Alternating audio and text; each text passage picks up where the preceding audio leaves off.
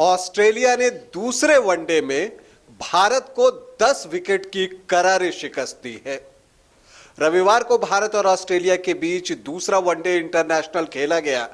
Match के पहले यह उम्मीद व्यक्त की जा रही थी कि यहां पर बारिश की संभावना है, तेज हवाएं चल सकती हैं, ये सारी बातें थी। हालांकि बारिश हुई, लेकिन मैच से पहले हुई, ग्राउंड्समैन ने अच्छा काम किया। लेकिन मैच के दौरान भारतीय टीम की उम्मीदें जो थी कि वो विशाखापत्तनम में सीरीज जीतेगी, वो जरूर कह सकते हैं कि पानी में बह गया। दूसरी बात यह हुई कि तूफान तो देखने को मिला, आंधी तेज हवा की बात हमने की थी, तो वो आंधी और तूफान जो है वो ट्रेविस हेड और मिचेल मार्श के रूप में भारतीय टीम ने झेला, जो कि आते ही तूफानी अंदाज में बल्लेबाजी की और अपनी टीम को जीत दिला दी। नमस्कार, आप देख रहे हैं न्यूज बाइस्कोप और मैं हूं राकेश रंजन। वाइजैग में वर्तमान वनडे इंटरनेशनल मैचों की सीरीज का दूसरा मैच भारत और ऑस्ट्रेलिया के बीच खेला गया और जो दूसरा मैच हुआ, अगर हम उसमें बात करें तो भारतीय टीम ने निराशाजनक प्रदर्शन किया। निराशाजनक भी छोटा शब्द होगा, इसमें बेहद पहले जोड़ दूं तो बेहद निराशाजनक प्रदर्शन किया। आप उम्मीद नहीं कर सकते हैं कि भारतीय बैटर्स इस तरह की बैटिंग करेंगे। मैच से पहले भी मैंने आपसे जब बातचीत की थी तो कहा था कि भारत के टॉप ऑर्डर के ऊपर बड़ी जिम्मेदारी होगी और उन्हें रन बनाने होंगे। और इसके अलावा मैंने एक और बात कही थी कि जब आप मिचेल स्टार्क को खेलते हैं तो आपको उन्हें विकेट नहीं देना है, भले ही उनकी गेंदों पर आप कम रन बनाएं। लेकिन दोनों में से कोई चीज रविवार के मैच में देखने को नहीं मिला। न तो भारतीय टीम ने के टॉप ऑर्डर ने अच्छी बैटिंग की, न मिचेल स्टार्क को विकेटलेस रहने दिया। मिचेल स्टार्क आए और छा गए। उन्होंने शुरुआती 4 विकेट लेकर भारतीय टीम को मैच में ऐसी स्थिति पर पहुंचा दिया जहां से वापसी संभव ही नहीं थी। अगर हम शुरुआत से बात करें तो बेहद महत्वपूर्ण टॉस स्टीव स्मिथ ने जीता। और टॉस इसलिए महत्वपूर्ण था कि पिछले 2 दिनों से बारिश हो रही थी और कहा जाता है कि रविवार को भी लग रहा था कि मैच समय से शुरू नहीं हो पाएगा, लेकिन जो ग्राउंड स्टाफ है उन्होंने कठिन मेहनत की और जो वहां सुविधाएं हैं, ड्रेनेज की व्यवस्था है, उन सब की वजह से मैच समय से शुरू हो गया। टॉस हुआ, टॉस स्टीव स्मिथ ने जीता और चूंकि बारिश हो रही थी तो ये तो था कि पिच कवर था तो अंदर कुछ न कुछ तो नमी थी और इसलिए टॉस जीतते ही स्टीव स्मिथ ने कहा कि हम फील्डिंग करेंगे। और उन्होंने अपनी टीम में परिवर्तन भी किया। उन्होंने क्या किया कि मैक्सवेल को बाहर कर दिया और उनकी जगह एलिस को लेकर वो टीम में आए, जो कि तेज गेंदबाज हैं। हालांकि परिवर्तन भारतीय टीम में भी हुआ था। रोहित शर्मा आ गए थे टॉप ऑर्डर में ईशान किशन की जगह पर, और एक और परिवर्तन हुआ जो कि ऑस्ट्रेलियाई परिवर्तन के बिल्कुल उलट था, जहां उन्होंने स्पिनर को हटा के तेज गेंदबाज को शामिल किया। वहीं भारतीय टीम ने तेज गेंदबाज शार्दुल ठाकुर को बाहर करके अक्षर पटेल को टीम में शामिल किया और उसके पीछे मकसद यह था कि बैटिंग को स्ट्रांग किया जाए। लेकिन इस स्ट्रांग बैटिंग का क्या हुआ वो बता दूं कि पहले ही ओवर में तीसरी गेंद थी, शुभमन गिल मुंबई में जिस तरह से आउट हुए थे ऑलमोस्ट वैसा ही रिप्ले देखने को मिला। मिचेल स्टार्क की गेंद थी, वो जाकर ऐसे खेलते हैं, पॉइंट पर कैच जाता है और फिर वही फील्डर लाबुशेन वहां होते हैं और वो उसे कैच कर लेते हैं। इसके बाद थोड़ी देर खेल चलता है, विराट कोहली और रोहित शर्मा ने आगे जो है अच्छी बैटिंग की और कुछ जिस तरह से स्ट्रोक लगाए, लगा कि हाँ एक बड़ा स्कोर बनने जा रहा है। लेकिन अगर हम बात करें तो 5वें ओवर में सब कुछ बदल गया। 5वें ओवर की 5वीं गेंद पर रोहित शर्मा आउट हुए। एक बार फिर गेंदबाज स्टार्क थे। गेंद वैसी नहीं थी, बहुत थोड़ा सा टॉल होकर उन्होंने खेलने की कोशिश की, झुके नहीं, गेंद को हवा में मारना चाहते थे, शरीर से थोड़ा दूर थे, एज लगा और स्लिप में स्टीव स्मिथ ने दूसरे प्रयास में उसे लपक लिया और रोहित शर्मा की वापसी हुई सिर्फ 13 रन बनाकर। और यहीं से मैच पूरी तरह से बदल गया, क्योंकि अगली ही गेंद पर एक बार फिर से सूर्य कुमार यादव पहली गेंद पर आउट हुए। LBW ठीक वैसे ही जैसे वो मुंबई में आउट हुए थे।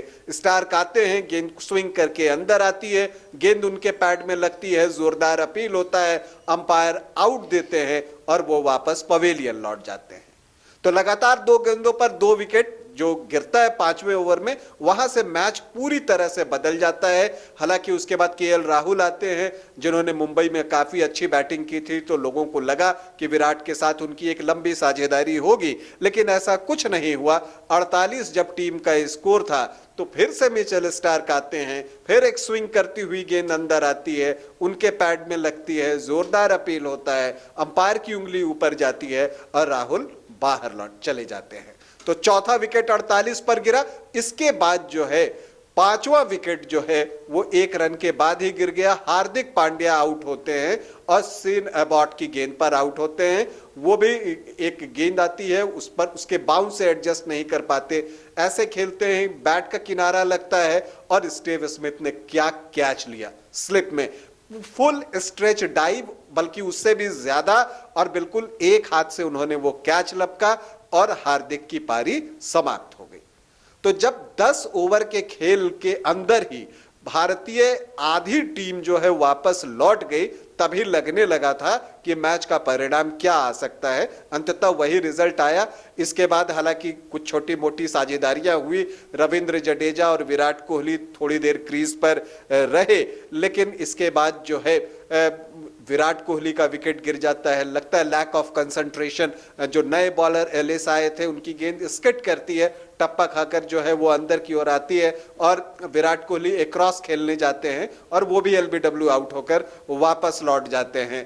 इसके बाद फिर आपको जडेजा आउट होते हैं और फिर लगातार अंतराल पर विकेट गिरते रहते हैं और देखते ही देखते भारत की पूरी पारी जो है 117 रनों पर सिमट जाती है और सिर्फ 26 ओवर तक भारतीय टीम खड़ा रह सकी। अब समझिए 50 ओवर का मैच है, पूरा मैच भी 50 ओवर का नहीं हुआ। 26 ओवर भारतीय टीम ने खेला तो 11 ओवर ऑस्ट्रेलिया की टीम ने खेला, तो कुल मिलाकर 37 ओवर में मैच खत्म। तो ये दिक्कत आ रही है। खैर, जो ये चेज करना था, जैसा कि सभी जानते थे कि चूंकि आसमान में बादल भी हैं और बादल बीच बीच में आ रहे हैं और बारिश की संभावना है, तो ऑस्ट्रेलियाई टीम जो है वो तेजी से रन बनाने का प्रयास करेगी और यही हुआ। और फिर जैसे ही एक इंटरवल के बाद खेल शुरू होता है, मिचेल मार्श और ट्रेविस हेड जो है वो एक बिल्कुल आंधी की तरह आते हैं और पूरे भारतीय गेंदबाजों की आप कह सकते हैं कि बखिया उधेड़ कर रख देते हैं, चारों तरफ स्ट्रोक लगाते हैं। अब समझिए कि मिचेल मार्श की बात करें तो उन्होंने 36 गेंदों पर 66 रन बनाए, 6 चौके लगाए, 6 छक्के जड़े। और ट्रेविस हेड दूसरी तरफ है, वो अपना अर्धशतक पूरा करते हैं 30 गेंदों पर और वो 10 चौके लगाते हैं। तो जहां भारत की पूरी पारी में अगर हम देखें तो 9 बाउंड्रीज आई थी, वहीं ऑस्ट्रेलिया की पारी में हम देखें तो कुल मिला के 16 चौके और 6 छक्के आए। तो ये रहा मैच का हाल। लेकिन अगर हम इस पूरे मैच की समीक्षा करें तो आप कह सकते हैं कि मिचेल स्टार्क के ब्रिलियंस के आगे जो भारत की टीम है और भारत की जो मजबूत बल्लेबाजी पंक्ति है वो बिल्कुल ढह सी गई, ताश के पत्तों की तरह बिखर गई भारतीय टीम। और आप ये मानेंगे कि देखिए, ठीक है कि मैंने जैसा कहा ना कि बारिश चूंकि पिछले कुछ दिनों से हो रही थी तो पिच में कुछ मॉइस्चर था जो कि नीचे था, लेकिन पिच बैटिंग के अनुकूल थी, क्योंकि आपको लगेगा कि जब भारतीय टीम इस तरह से ढह गई तो ऑस्ट्रेलियाई बैटर्स ने उसी पिच पर कैसे इतनी ताबड़तोड़ रन बनाए। कहीं 2 अलग अलग पिच पर तो मैच नहीं हो रहा था, बिल्कुल नहीं, एक ही पिच पर मैच हो रहा था, लेकिन वो जो नमी थी वो समय के साथ सूखती गई। तो इंडियन बैटर्स और खास करके टॉप ऑर्डर्स जो कि इधर पिछले काफी समय से अपनी जिम्मेदारियों से भागती दिख रही है, वो बैटर्स जो है अगर थोड़ा सा सब्र दिखाते, धीरज दिखाते, पेशेंस दिखाते, क्रिकेट में कहते हैं कि पेशेंस की होता है, वो लैक करता है। जिस तरह से शुभमन गिल और रोहित शर्मा ने अपना विकेट थ्रो किया है वो बताता है, वो भारत की हार की कहानी है, उसकी पटकथा लिखने की शुरुआत वहीं से हुई। रोहित शर्मा टीम के कप्तान हैं, कम से कम उन्हें समझना चाहिए इस बात को कि आप कुछ देर तो खेलेंगे, क्योंकि अगर आप ऐसे देखें कि 26 ओवर भारतीय टीम ने खेला, फिर जब वो खेलने आए तो पिच ठीक हो गया, तो ऑलमोस्ट 30 ओवर के बाद जो है पिच ठीक होने लगा था। आप देखें अक्षर पटेल ने भी अपनी पारी के अंत में 2 छक्के लगाए, वो भी उन्होंने स्टार्क को छक्के लगाए हैं। तो पिच बैटिंग के अनुकूल थी, लेकिन पिच को पढ़ने में आप कह सकते हैं कि भारतीय कप्तान से चूक हुई। अगर चूक नहीं हुई होती तो आप शार्दुल ठाकुर की जगह अक्षर को टीम में शामिल नहीं करते। दूसरी तरफ स्टीव स्मिथ ने पिच को सही पढ़ा और उन्होंने तेज गेंदबाज को अपनी टीम में शामिल किया, और इसका फायदा उन्हें मिला। जिस एलिस को उन्होंने टीम में शामिल किया, उन्होंने 2 विकेट लिए, और 2 सबसे महत्वपूर्ण विकेट मैच के लिहाज से आप कहें तो विराट कोहली और रविंद्र जडेजा दोनों को आउट किया उन्होंने, और ऊपर में तो स्टार्क ने पूरा साफ कर ही दिया था। तो गेंद स्विंग कर रही थी, सीम भी था। विकेट शुरू में आसान नहीं था बल्लेबाजी के लिए, यह मानता हूं, लेकिन जो एप्लीकेशन चाहिए था इंडियन टॉप ऑर्डर से वो देखने को नहीं मिला, और यह निराशाजनक है। अब सीरीज 1-1 की बराबरी पर है, और आप कह सकते हैं कि इस निराशाजनक हार से अब भारतीय टीम को उबरने की जरूरत है। जो आखिरी मैच है वो 22 मार्च को चेन्नई में खेला जाएगा, और मुझे लगता है कि अब वहीं पर सीरीज का फैसला होगा और भारतीय टीम जो है वापसी की कोशिश करेगी। आज जो पलटवार किया ऑस्ट्रेलिया ने, वो भारतीय टीम जो है उसके लिए बिल्कुल तैयार नहीं थी, और आप कह सकते हैं कि उसका खामियाजा उसे भुगतना पड़ा है। हम उम्मीद करते हैं कि चेन्नई में भारतीय टीम बेहतर प्रदर्शन करेगी, और सीरीज में जो है वो बराबरी तो अब हो चुकी है, सीरीज जीतने का प्रयास करेगी। और एक बात और मैं कहना चाहूंगा कि जिस तरह से टीम हारी है ना, वो निराशाजनक है। आप फाइट करके हारते हैं ना तो एक संतोष होता है, लेकिन जिस तरह का समर्पण रविवार को देखने को मिला वो निश्चित तौर पर निराशाजनक रहा। लेकिन हम उम्मीद करते